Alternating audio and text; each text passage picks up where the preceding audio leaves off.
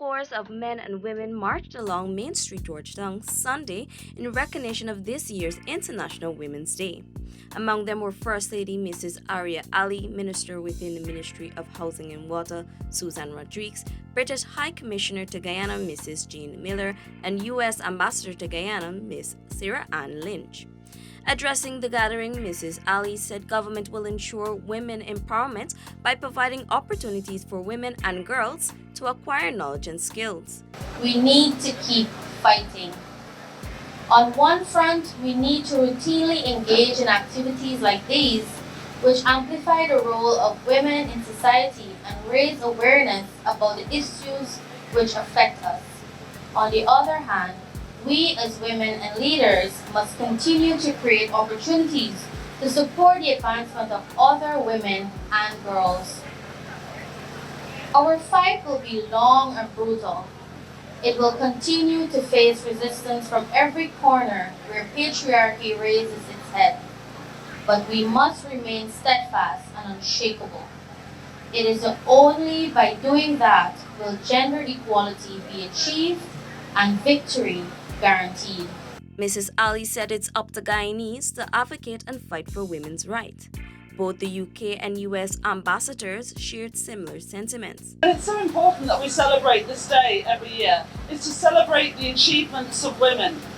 So the UK puts women at the heart of our foreign policy, of our international development work, and I'm seeing amazing achievements achieved here in Guyana.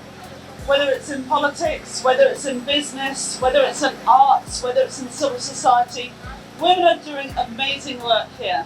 We know there's still gender-based violence. We know there's still discrimination against women. So as we celebrate women, we need to remember there's still more to be done. The experience and perspectives of women bring different and equally important to those of men to the table. And our countries all deserve to benefit from the leadership of women and the innovative spark women add to prosperity. This year's theme for International Women's Day is Break the Bias. And how can we break the bias? We can start by reversing stereotypes with what are perceived as male and what are perceived as female. Minister Rodrigues also shared her thoughts. We heard today and we are aware of the World Economic Forum report 2020 that says we're not going to achieve gender parity for another 100 years, which means that in my lifetime, in my children's lifetime, we're not going to see it. But we will not let up on this struggle. We're going to continue fighting to ensure that we bridge that gender gap, that women are treated with respect, that there's no discrimination, that there's no violence, and that women get equal pay for equal work.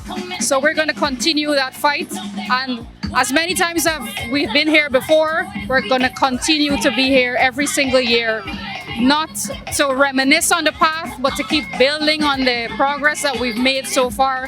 DPI also spoke to some of the participants on the march. Over time, we have seen a lot of women taking center stage in leading in areas that historically men have been.